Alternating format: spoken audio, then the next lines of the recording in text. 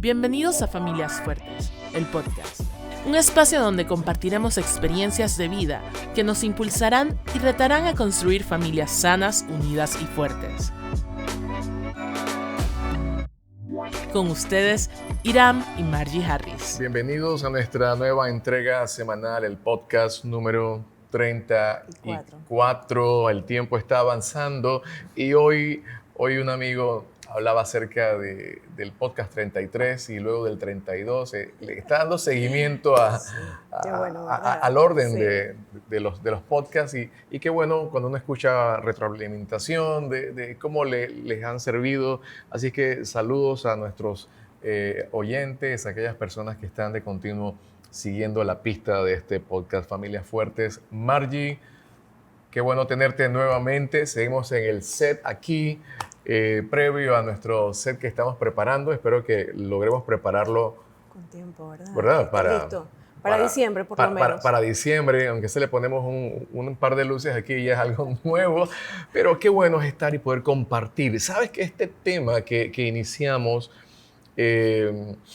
trajo muchos recuerdos y ha generado alguna serie de comentarios importantes porque es un tema que está en boga, es presente siempre cuando hay relaciones interpersonales complicadas y qué bueno es poder tener espacios de autorreflexión.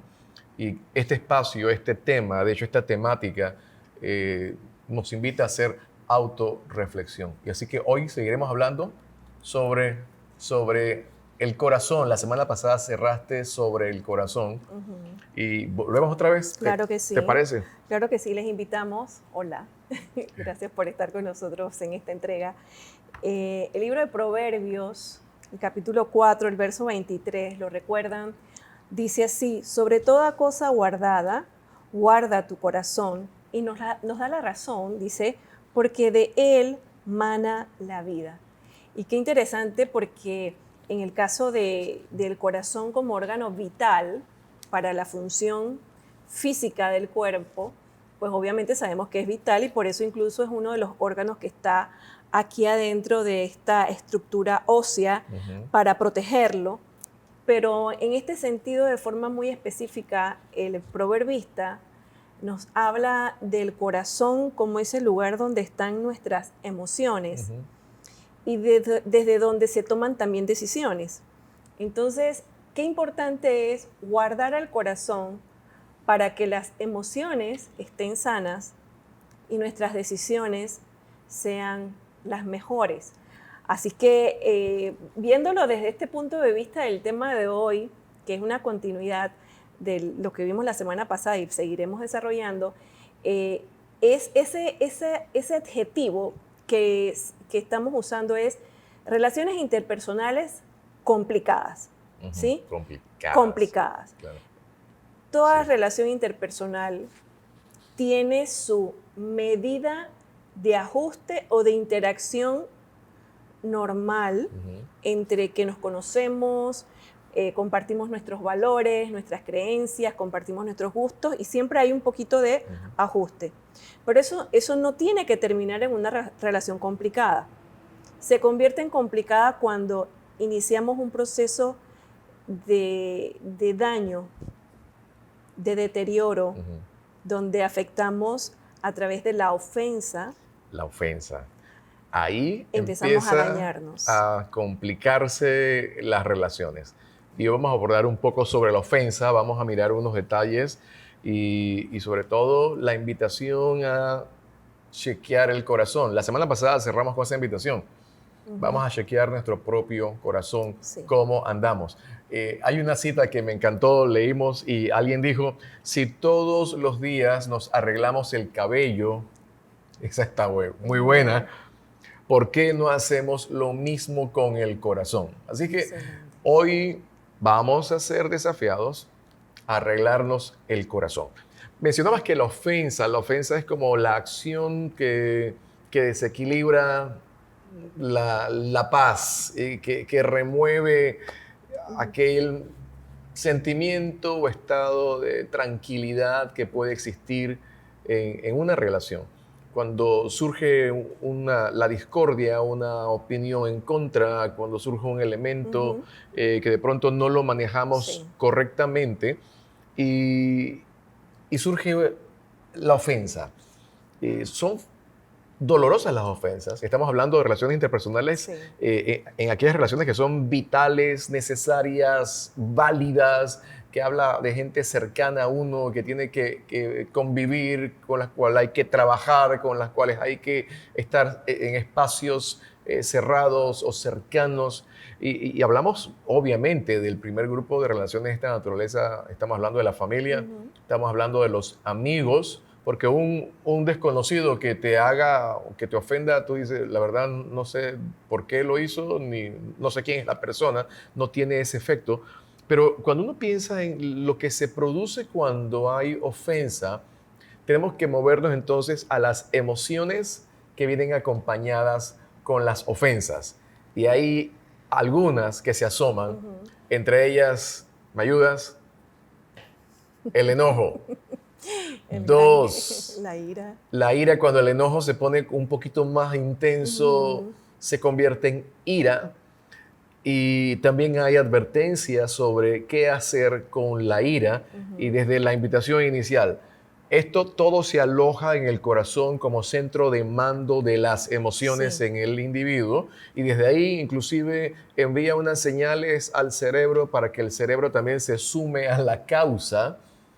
Pero el enojo, cuando empieza a tomar forma, nos lleva a una situación de intranquilidad, y ahí Dios también nos anima y nos habla: quédense quietos, quédense quietos.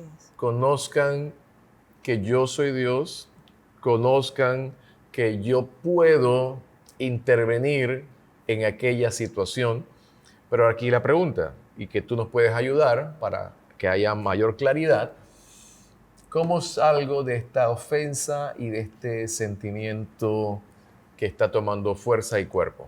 Bueno, te voy a decir algo que yo creo que toda persona que tenga ya ese nivel de conciencia y pueda ser maduro, puede entender que una ofensa no es una reacción egoísta necesariamente, sino que es producto, el sentirte ofendido es producto de un golpe emocional de alguien. Y la reacción es que tú te sientes ofendido, ¿sí? Te sientes lastimado. Este golpe emocional se puede dar por medio de palabras. Por ejemplo, hay gente que insulta, que hay vejación, hay afrenta, hay ultraje, hay humillación. Hay personas, y sabes que pensaba en esto, y la semana pasada, no sé si lo mencionamos, que a veces el tema es tan subjetivo el tema de las ofensas en algún sentido, porque probablemente cada quien viene de un entorno donde hay un nivel de tolerancia y probablemente no nos sentimos incómodos con ciertas palabras. Pero habrán otros que vienen de niveles o de interacciones donde hay mucho más respeto, más recato, y probablemente no está acostumbrado a que se le trate de una forma despectiva, grosera, tosca. Hablando de algo bastante por encima. Así que es bastante subjetiva. Y hablo de esto porque hay gente que uno a veces ha escuchado estas frases, a veces en los grupos, que hay alguien que parece un vidrio de Venecia, ¿verdad? Lo mencionaste. Se siente con todo. Sí. Y encontramos otros que parecen una roca. Nada los mata. Los pueden ofender, les pueden criticar y son como una piedra. Y pensaba yo en el umbral del dolor, que el umbral del dolor es algo que no es intencional. Tú naces con un umbral o se desarrolla, no sé, los científicos me podrán decir, después nos escriben. Alto o bajo. Alto o bajo, sí. Esa capacidad de resistir. Y probablemente tú tengas un umbral del dolor muy bajo y lo mínimo te duele y te tumba. Pero te digo el pero. Pero hay veces que podemos encontrar personas que son muy fuertes soportando la ofensa y pasando la página, pero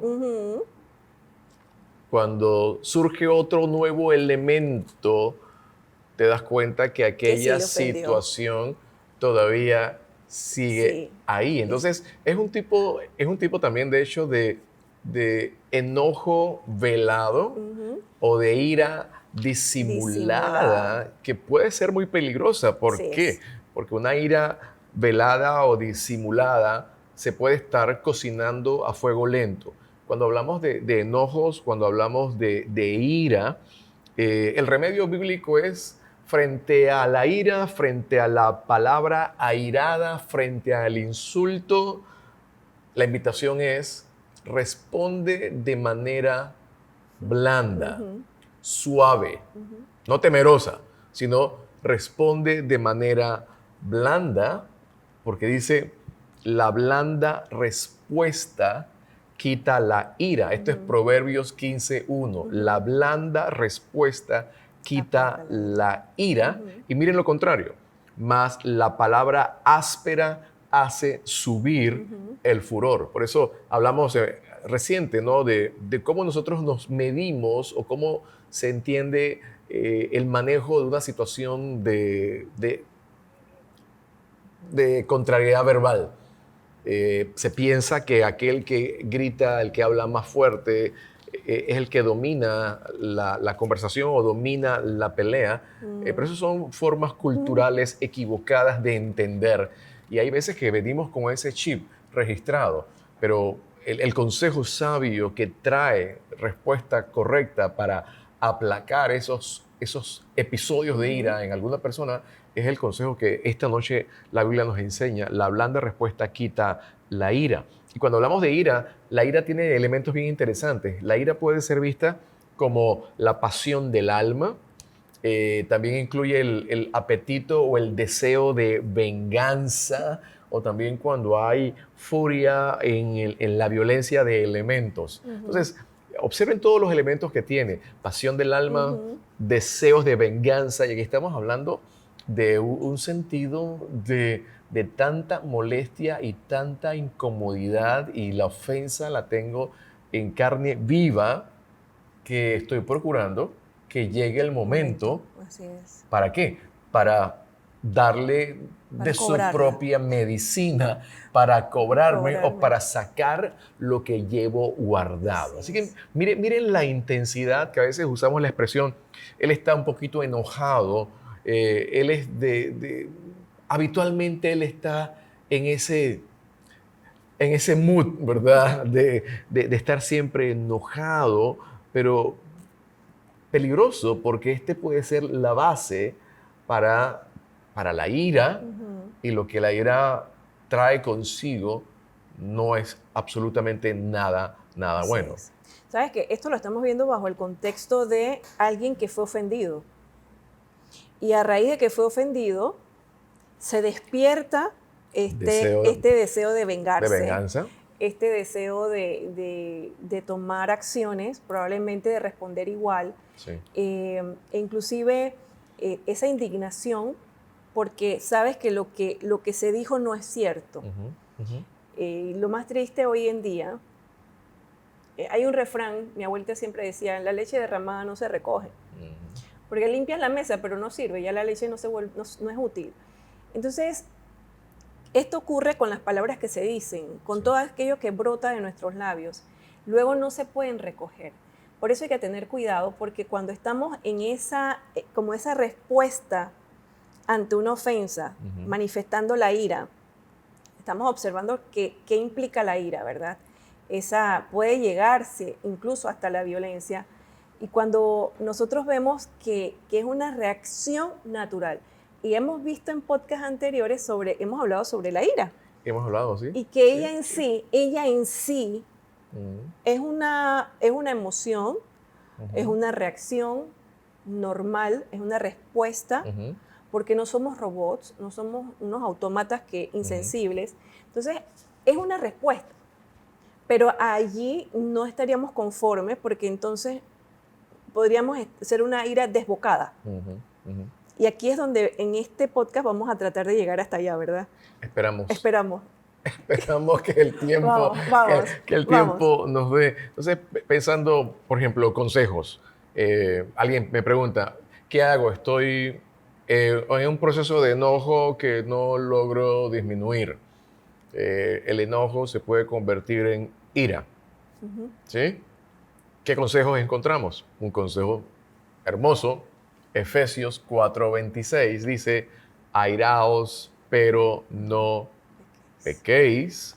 No permitan que el sol se ponga sobre vuestro enojo. En otras maneras, no permitas que siga corriendo el tiempo. El sol se puso el sol, quiere decir que la ofensa, la ira, el enojo está entonces tomando tiempo. Y hay enojos que no solamente toman 12 horas, sino que hay enojos que ven hasta el sol del nuevo día y ven la noche de ese otro nuevo día y sigue en esa condición. Por eso, la ira en sí será mala como tal, es un sentimiento, una emoción que brota, pero aquí el desafío es que podamos capturarla, dominarla, procesarla, llevarla a aquel que nos puede ayudar delante de Dios y permitir que Él trate lo que se está produciendo en nuestros corazones. Pero es importante que nosotros podamos entender, aparte de lo que produce, y lo hemos hablado en otras ocasiones, todos los efectos fisiológicos que se pueden producir, pero sería interesante saber cómo podemos procesarla, cómo decirle a nuestros amigos, ¿qué hago en medio del enojo? O alguien dijo, hoy me enojé, hoy casi pierdo los estribos, Sí. Y tuve que echar mano del consejo de la palabra del Señor. Y lo bueno que dicen cuando se echa mano del consejo es, y Dios me ayudó. Dios me dio la fuerza, la sabiduría para procesar esto. Pero lo primero que hay que hacer es, uno, ser valiente y saber identificar cómo nos estamos sintiendo. Por eso creo que el enojo hay que saber identificarlo. El enojo hay que, como tú mencionas muchas veces, hay que verbalizarlo. A ver, dime por qué estás enojado, ¿verdad que sí? A los niños, ¿verdad? Llevarlos como para que entiendan qué pasó, por qué te sentiste así, ¿no? Verbalizarlo para que lo sepan identificar, ¿no? Entonces, porque si no, las condiciones o las consecuencias de alguien enojado, airado, son muchas, ¿verdad? Los latidos del corazón, los efectos fisiológicos y todas esas cosas que a uno le produce cuando uno está enojado. Una pregunta antes de pasarte aquí, una pregunta para el público. ¿Cuál creen ustedes que sería, o cuál fue la última vez que ustedes se enojaron al punto de ser evidente? De que fue evidente, ¿no? Y así como aquel amigo nuestro llamado el doctor David Banner, que se convirtió en el hombre verde y luego acabó con los pantalones y la ropa rota y deshecha, ¿verdad? Entonces, ¿cuándo fue la última vez que a usted le pasó eso? Pero qué importante es identificar. De hecho, si pensamos en el doctor Banner identificaba su nivel, ¿verdad? Empezaba y sabía que la cosa venía y sentía el cosquilleo y sabía que ya una vez se iniciaba no había vuelta atrás. ¿Cómo identificar el enojo? ¿Qué podremos hacer? Mire, te voy a decir algo. Yo en lo personal creo que además de que cada quien tiene un temperamento o un carácter, lo cual hay que dejarlo bien en claro, no todos tenemos la misma respuesta ante un hecho. Así es que con eso estamos claritos. Y en una familia no todos responden igual ante un mismo hecho. Imagínate, un círculo ya más cerrado. Pero qué interesante es que la familia sí logra conocerse e identificar expresiones corporales cuando se da una situación y tú miras el rostro, las orejas, algún movimiento de tensión, los puños que se cierran en las manos, o nos bloqueamos. A ese el lenguaje corporal que habla mucho sobre nuestra reacción o respuesta ante una situación y que alteró nuestras emociones. ¿Por qué es importante verbalizar? Número uno, porque para verbalizar tengo que detenerme y sentir realmente y permitirme sentir o discernir qué estoy sintiendo y qué lo originó. Estoy enojada, estoy airada, pero ¿cuál es la razón? ¿Qué es lo que de verdad me disgustó? Sí. Me disgustó el discurso, me disgustó el cómo, me disgustó el dónde. Claro. Porque eso es importante. No es lo mismo que te digan algo fuerte en privado que te lo digan en público. Claro. Entonces, debemos identificar lo antes posible la emoción que nos produce y ponerle el rótulo, identificar. Por ejemplo, yo tengo rabia. No es un sentimiento noble. ¿Por qué? No, porque sí. Ok, yo estoy pensando. Es decir, tengo rabia. Llegó el momento. Llegó el momento, sí, ¿verdad? tengo rabia. Se tengo hizo rabia. el laboratorio en vivo. Y es verdad, uno cuando es adolescente, los papás, mi abuela me decía, rabia le da a los perros. Pero a veces uno puede tener esas reacciones, ¿verdad? De cólera, la ira, la vergüenza, la humillación que se nos hizo sentir. Y eso es bueno identificar cuál es la razón original. Mire, no estamos diciendo que lo que ocurrió no importa, sí, pero hay que identificar qué es lo que me incomodó de forma particular. Me incomodó una palabra, me incomodó los gestos de la persona, claro, el lenguaje no verbal de esa persona. Hay que identificarlo porque entonces a raíz de ese ejercicio, de allí parte la sanidad. Porque incluso tú puedes decir, sabes que me ofendieron, pero ¿por qué me sentí ofendida? ¿Por qué realmente me sentí? ¿Por qué esa persona tuvo ese poder para ofenderme? ¿Por qué permití que llegaran a golpear mi corazón? Y hablamos la semana pasada sobre los mecanismos de algunas personas que se cierran y se bloquean o se pueden aislar para impedir que les toquen, para no ser heridos, porque alguien ya les lastimó. Claro, claro. Entonces, qué interesante es que podamos nosotros decir, ¿sabes?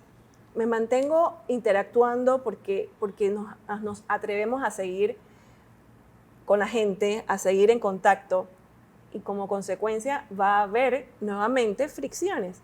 No todas las interacciones acaban en ofensas. Quiero que esté clarito porque no ahora vamos a salir por ahí como unos masoquistas a que nos sigan ofendiendo, sino aquellos cómo responder en esos momentos. Así es que debemos tener esa capacidad y a partir de allí saber que podemos entonces con la cabeza fría, llama fría, como quien ve un expediente, decir, esto me exalté y esto realmente no es tan importante, sino que lo que importa es la base o la razón por la cual, el contenido.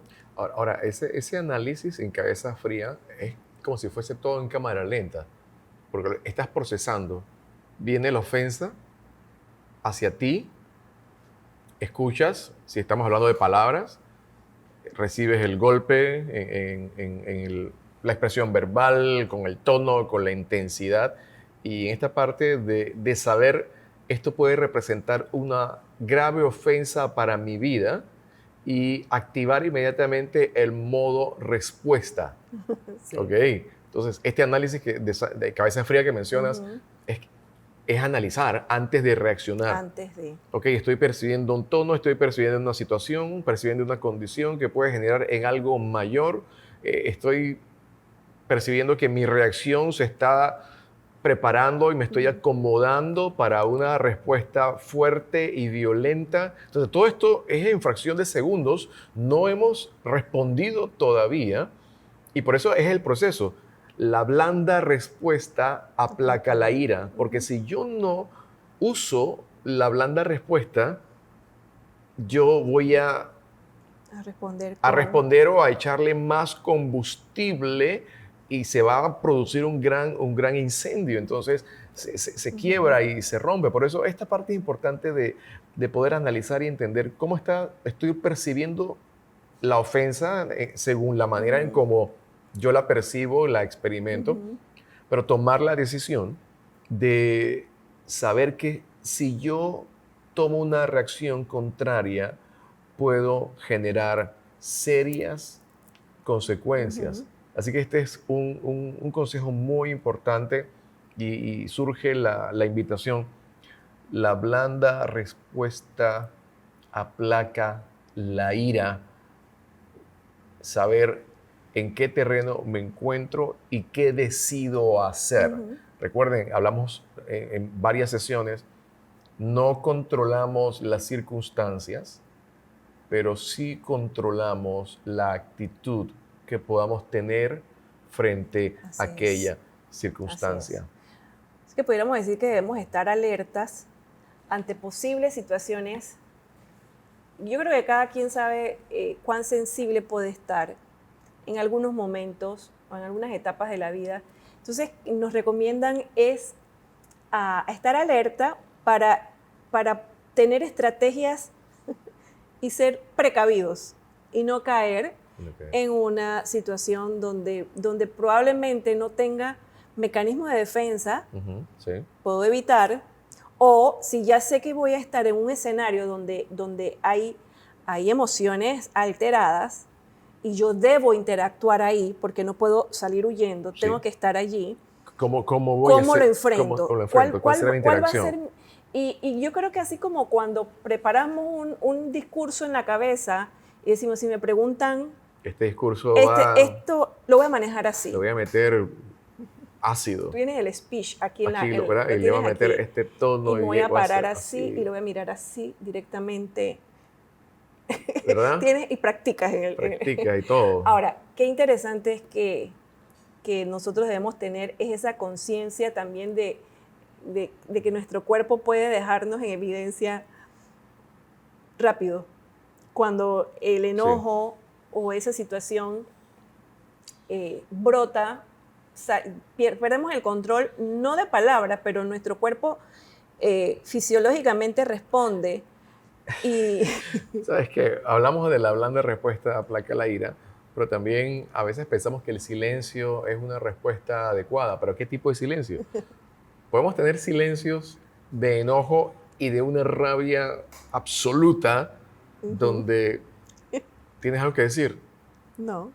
Nada. Y nuestro rostro totalmente transformado. Entonces, aquí es un asunto de entender cómo está el ambiente, pero sobre todo mi ambiente. Exacto. Aquí adentro, y qué reacción voy a tomar. Y la recomendación, ¿cuál es?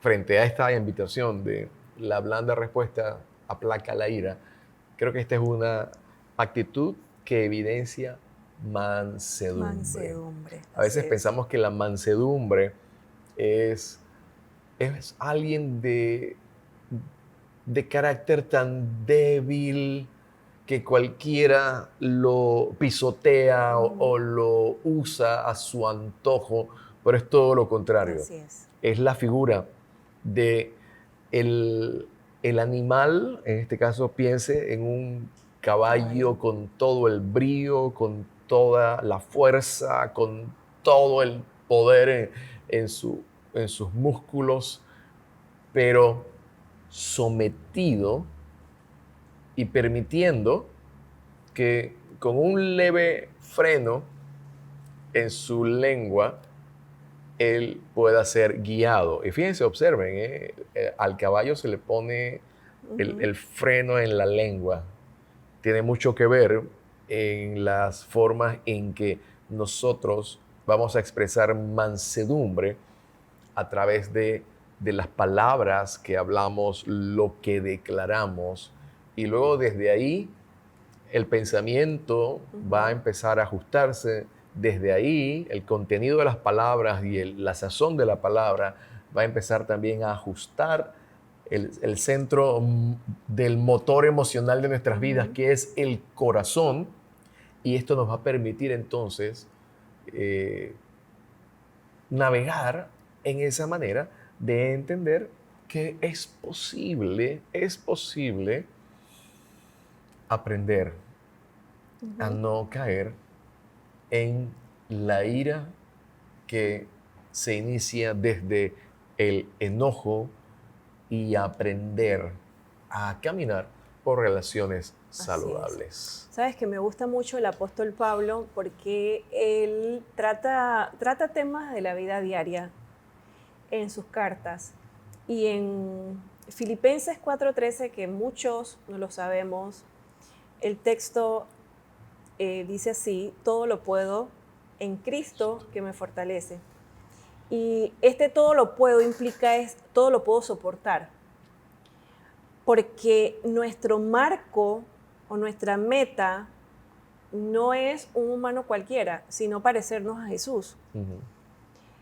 Y ese todo lo puedo en Cristo, lo puedo soportar en Él y con Él, porque Él me enseñó. Uh-huh. Esta descripción de la mansedumbre, la vemos en la vida del Señor Jesús, uh-huh, perfectamente. Cuando le injuriaban, guardaba silencio. Sí. Él pudo haber usado su poder, uh-huh, para derribar todo. Y mientras estudiaba, recordaba la escena de un Pedro, cuando el Señor Jesús iba a ser arrestado, que él indignado, ¿cómo era posible? Y él usó su mecanismo de defensa fue... enojo, ira, violencia física. Sí. ¿Cómo es posible? Viene a arrestar a mi maestro, ¿qué le pasa a ellos? Atrevido, ¿verdad? Completo el paquete. Completo. Él respondió, él no procesó nada. Él agarró, le voló la oreja al soldado. Y el Señor Jesús, o sea, ¿tú crees que tú puedes defenderme a mí? O sea, el Señor Jesús estaba clarito en que sí, ciertamente Pedro estaba en shock. Uh-huh. Él no o sea, eso de que el Señor Jesús iba a morir, eso, o sea, todos nos vamos a morir, uh-huh, pero no ahora que estamos empezando. Todo nos va muy bien y que se vayan a llevar a su maestro. Entonces, qué interesante es que la mansedumbre no es una teoría, sino que se tiene que vivir y se tiene que dejar evidenciada. Y no es por falta de problemas. Es en los problemas, es en la adversidad, es cuando atravesamos las ofensas, es cuando podemos decir: Señor, yo tengo que ser manso como tú, yo tengo que ser humilde como tú. Y recordar esta palabra, todo lo puedo en Cristo, no necesariamente es que todo lo puedo conquistar allá afuera, sino que todo aquí adentro puedo soportar esto que estoy viviendo de la forma más digna, que ejemplifique, uh-huh, a un cristiano, a un hombre, porque mire, lo puedo en Cristo, no lo puedo en mis fuerzas, no, sí, lo puedo con el intelecto o con la herencia genética que tengo, uh-huh, ni siquiera con los recursos políticos o los recursos financieros. Entonces, el ser manso para nosotros los cristianos no debe ser una opción, uh-huh, sino una marca. Es una marca. Es una marca. Y la gente nos ve en cómo respondemos, uh-huh, cuando somos tal vez humillados, tal vez nos injurien. Todo en nivel calumnia, ¿verdad? Todo en aquello que no sea cierto, o la forma en que se hace. Entonces, como gente que puede levantar familia, poder decir: quiero que mi familia tenga una marca, uh-huh, una marca, uh-huh, que pese más o que sea más poderosa que el aspecto genético, sino el modelaje a través de una vida cristocéntrica. El modelaje, familias fuertes. ¿Qué tal si empezamos a ensayar algunos de los consejos que hemos visto esta noche y nos preparamos para continuar? Este tema va a continuar todo este mes. Uh-huh. O sea que hay mucha tarea que todos tenemos que hacer. Así es. Gracias por acompañarnos, que Dios les bendiga y nos vemos la próxima semana. Bye. Bendiciones.